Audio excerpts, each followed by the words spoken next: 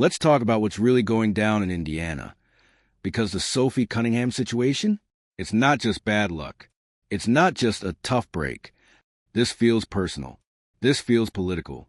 And if you've been watching the Indiana Fever this season, you already know it's getting ugly out there.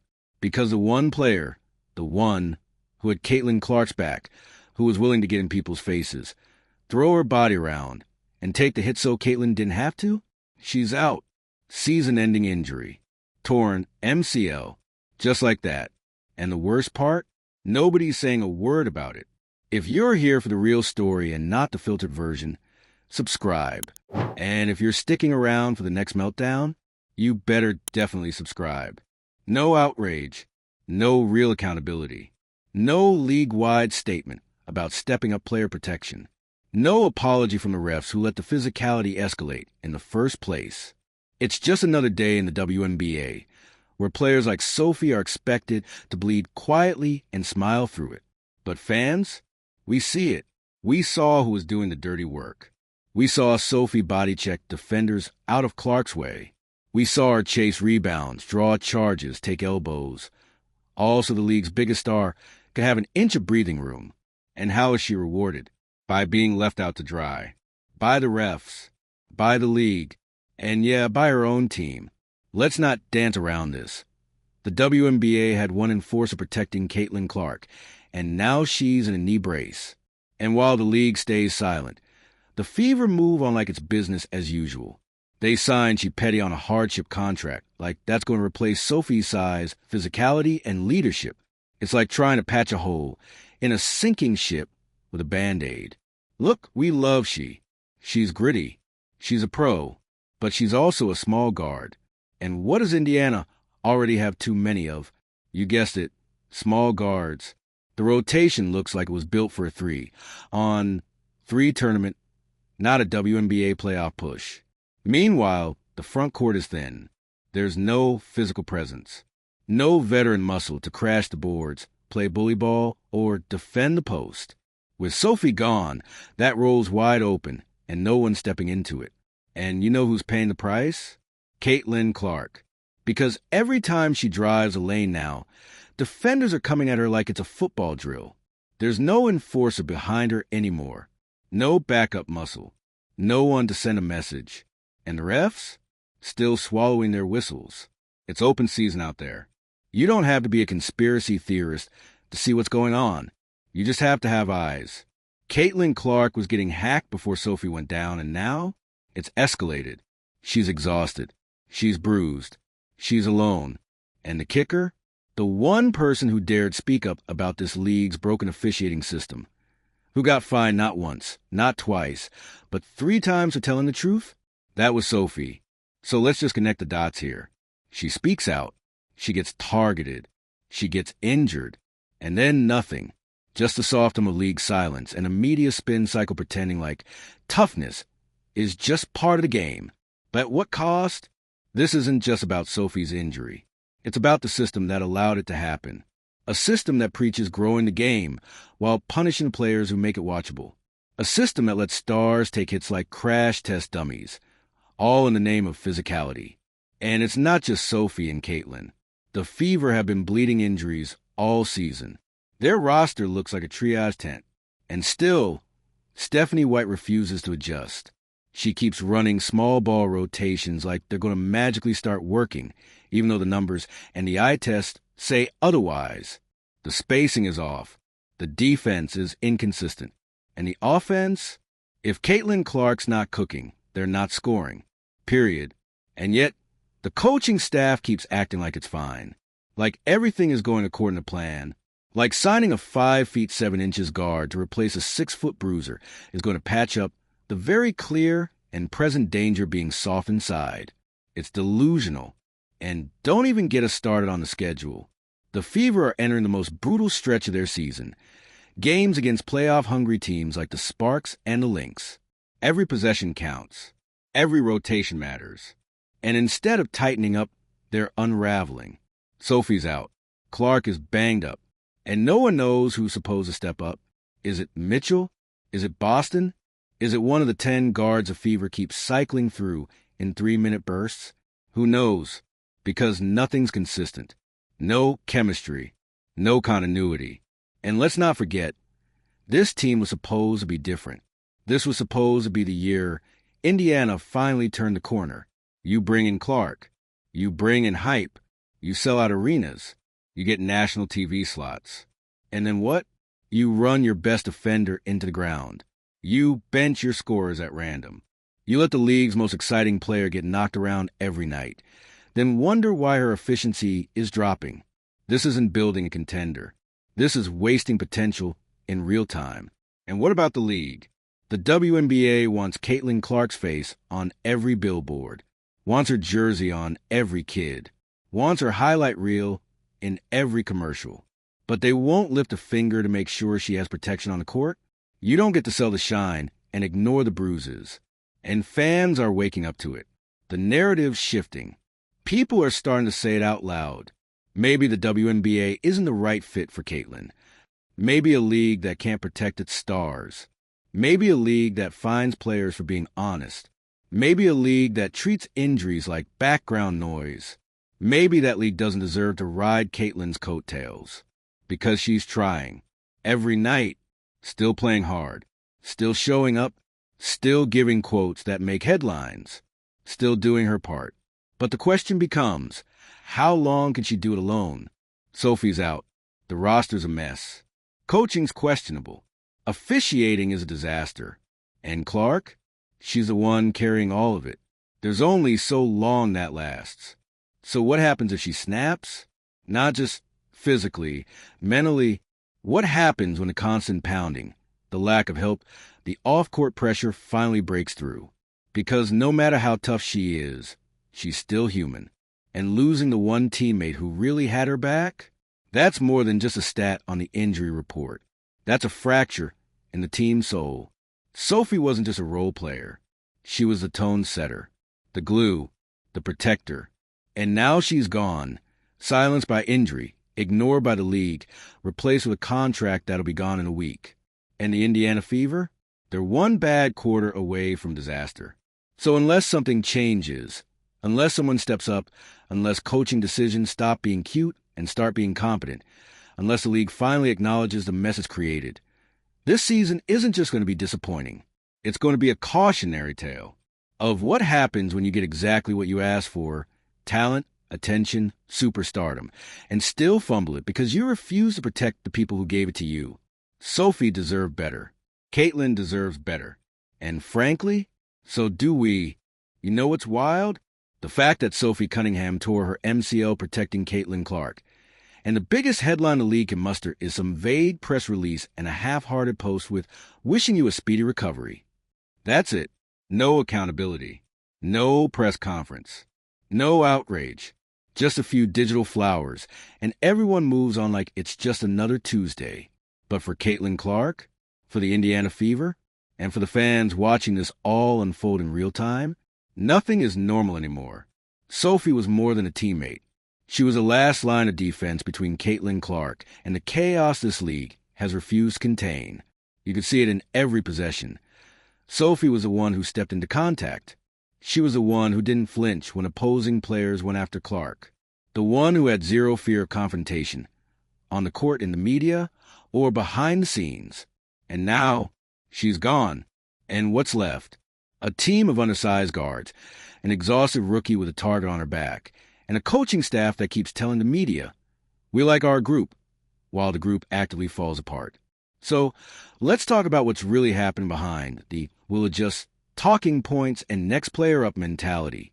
Let's talk about the fact that this team is collapsing under the weight of poor decisions, thin rosters, and unchecked egos. And that collapse? It didn't start with Sophie's injury. That was just the final crack. The last domino. The moment fans stopped hoping and started bracing. Because when you lose the one player who dared to stand between Clark and the brutality of this league, what message does that send? To the rest of the roster? You're on your own. To Caitlin Clark? You better be ready to bleed, because no one's come to save you. And make no mistake, she knows it. You can see it in her body language now. The hesitation, the frustration, the silence. She's still putting up numbers, still hitting logo threes, still giving post-game quotes with a smile, but the spark, it's flickering. Because Clark came to this league to elevate it, to build it, to give it a boost it hadn't seen in decades. And what did she get in return? A league that let her get mauled without protection. Teammates getting body checked, while officials swallow whistles. A coach who refuses to adjust even as the roster gets thinner and thinner. And now, they expect her to just keep pushing? To drag this team into the playoffs while surrounded by a bench that's held together with duct tape and prayer? Let's be honest, Caitlin Clark deserves better. And don't even get us started on the optics of the She Petty signing. Let's be crystal clear here. She is a solid veteran. No hate. But signing a small guard on a hardship deal after your only enforcer goes down, that's not a strategy. That's a scramble. It's a fever saying, we don't have a plan, so here's another guard. You'd think maybe, just maybe, you want someone with size. Someone who could plug in and give you some physicality, rebounding, toughness. Someone who could step up and say, no one's taking cheap shots on my watch. Instead, we get more of the same. A rotation overloaded with guards. A playbook that's been failing for months. And a coach who still thinks her system is working, even as the locker room fractures. It's delusional. And this brings us back to the uncomfortable truth that no one in Indiana seems willing to face. Sophie Cunningham's injury wasn't random. It was inevitable. Because when you put one player in charge of doing all the dirty work, setting screens, defending bigger opponents, getting physical on the boards, guarding multiple positions, backing up the league's most targeted star, you wear her down. And eventually, she breaks. And now the Fever are left scrambling, trying to replace heart with hardware, leadership with quick fixes. And it's not working. Because you can't replace Sophie Cunningham's impact with a stat line. You can't measure her in points per game or efficiency ratings. You measure her by presence, by fearlessness, by the fact that when she was on the floor, opponents thought twice. Now, no one's hesitating. And here's the dangerous part. The part fans are starting to whisper in comment sections and post-game threads. Is the WNBA okay with this? Is this the brand of basketball they're endorsing? Where physicality is encouraged as long as it doesn't happen to one of their favorites. Where star players are left unprotected until they burn out or break. Because it's looking more and more like Sophie's role in all of this, being the bodyguard, the whistleblower, the one who dared to talk back, was never going to be sustainable. The league didn't protect her. Her own team didn't protect her. And now that she's injured, no one's stepping in to fill that role. And maybe that's the most chilling part of this entire saga. Not just that Sophie's hurt, but that her absence exposed how fragile the system really is, how much pressure was sitting on her shoulders, how much she was carrying, while everyone else pretended things were just physical. Because we all love a gritty game. We love the fire, the intensity, the edge. But this isn't just fire. It's negligence. And if no one says it, if no one calls it out, then Caitlin Clark's story is going to go the same way. Injury, isolation, burnout, one step at a time. Because this league is writing checks on the backs of players it refuses to properly support. And if they keep cashing those checks while letting stars get banged up and silenced, they're going to wake up one day and realize the players they built everything around are gone. Not because they weren't good enough, but because they weren't protected. Because they weren't heard, because they weren't valued beyond the ticket sales and ESPN sound bites. And that's the story Sophie Cunningham's injury is really telling. It's not just about a torn MCL. It's about a system tearing at the seams. So unless something changes, unless the league, the officials, and yes, the coaching staff start treating these players like the franchise changers they are, then this isn't going to end with Sophie. She's just the beginning. And the next time a player gets hurt, the next time a star walks off the court holding her knee or her shoulder or her pride, we won't be asking, how did this happen? We'll be saying, we saw it coming. Because here's what no one wants to admit. Sophie Cunningham going down is a symptom, not the disease. The real illness? It's in the foundation. A league chasing headlines, clicks, and growth without building a safety net for the women doing the heavy lifting. Let's be clear. Sophie was a sacrificial lamb, thrown to the wolves under the guise of toughness, asked to do everyone's dirty work, while the league kept pretending everything was fine. They loved her grit. They loved her energy. They loved her fearless defense. But did they protect her? Did they care for the players like Sophie once the cameras stopped rolling? Because it's easy to market a player like that. It's easy to put her on a graphic with phrases like high motor and grit and no days off. But what happens when that motor breaks down? When the ACL or MCL gives out? When the fines pile up and the team stops calling plays for you? What happens is what we're seeing right now. Silence. Sophie is off the court, out of headlines, and you'd think the league had already moved on. But Caitlin Clark hasn't. She's still out there, unguarded, unsupported, and visibly strained. Without Sophie, every screen is harder. Every drive draws double contact. Every pick and roll is just a countdown to a hard foul. And while Clark is too composed to lash out publicly, her exhaustion is loud. You can see it in the slow jog back on defense, the grimaces after contact, the quick glances to the bench when she's left on an island. And you know what's wild? People still expect her to save the team, like she's a superhero with an unlimited battery. As if dragging a team through foul trouble, inconsistent coaching, and now a gutted bench is just part of the rookie experience. She didn't sign up for this. You think Clark came to the league to run solo through every possession? To get hit like a running back and shrugged off by referees? To lose winnable games while her best support system, the only teammate with real spine, sits sidelined in street clothes? This isn't development. It's demolition. And here's where it gets especially twisted. The WNBA, in its desperate push to grow, wants Caitlin Clark to succeed. She's their golden ticket, the ratings booster, the jersey seller, the woman who brought Middle America to WNBA arenas. But they want her to succeed on their terms, which means don't rock the boat, don't criticize officiating, don't call out the violence of the game, and definitely don't talk about the way your teammates are being sacrificed. But Clark's too smart for that. She hasn't said it yet, but you can tell she knows what's happening. She knows Sophie didn't just go down. She was overworked, overused, thrown into situations no one else wanted. And she knows it could be her next.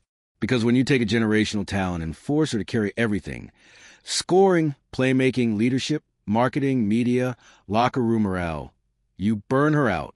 And it's already starting. The shooting percentage dips, the turnovers, the frustrated claps, the sharp exhales after yet another no call.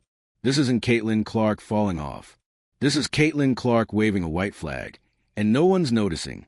And let's talk about that bench for a second, because it's not just Sophie who's missing. It's identity. That roster had something for a second. With Sophie there, the Fever had an edge, a vibe. They weren't the most polished team, but they were scrappy. They got under your skin. They defended hard. They sent messages. And they had bite. Now, they're flat, vanilla, passive. You can see it in their body language. Players standing around waiting for Clark to make something happen. No one stepping up with attitude. No one barking at refs. No one getting in anyone's face. You took Sophie Cunningham out of that locker room, and suddenly it's quiet. And you know what silence means in sports? It means fear. Fear of making mistakes. Fear of speaking out. Fear of getting benched. Fear of being next. Because if Sophie, the vocal one, the enforcer, the truth teller, can go down without so much as a league-wide pause, what chance do the rest of them have? And if you're Stephanie White, you've lost control. There, I said it. You got Caitlin Clark playing hero ball, your rotations in chaos, and fans booing decisions they don't understand because you refuse to explain them. You won't speak up about the officiating. You won't defend your players in public. And now your team's identity is unraveling in real time. We're watching the exact opposite of player development happen, and no amount of trust the process can cover that up. The playoffs are still technically possible. But at what cost? Because the version of the Fever limping toward the postseason right now doesn't look like a team with momentum. It looks like a cautionary tale. A roster stretched too thin. A coach who won't pivot. A league unwilling to protect its investment. And speaking of investments, let's not ignore the financial elephant in the room. Caitlin Clark is bringing in millions. She sold out arenas. She's moved jerseys like no rookie before her. She's introduced new demographics to the league. And yet, she's still being treated like a replaceable part, like the product is more important than the person. And Sophie Cunningham? She was part of that support structure. She helped carry that product. She made the games watchable when Clark was doubled. She brought energy when the team was sleepwalking. And she paid for it with her body. So no, her injury isn't just a tough break. It's a crisis. One the league is refusing to acknowledge. One that fans are screaming about, but the broadcast teams gloss over. One that insiders whisper about, but no execs dare address. And every day they wait, the trust erodes. From the players, from the fans, from Clark herself. Because if this is how they treat the woman who stood in front of the fire, what message does that send to the rest of the league? It says, we want stars, but not too loud. We want toughness, but don't expect support. We want growth, but not if it costs us control. And that's the real heart of it. This isn't just a physical injury to Sophie Cunningham. It's a symbolic injury to everything the league says it stands for. And they can't see it. Or worse, they see it and don't care. But fans do. And Clark does. And the locker room does. So here's the question now. Who's going to stand up next? Because Sophie's not coming back this season. The refs aren't changing overnight. The coaching? Still rigid. The league? Still silent. So, who becomes the next enforcer? Will it be a role player tired of the disrespect? Will it be Clark herself, finally breaking the silence with a quote that makes headlines? Or will the silence continue?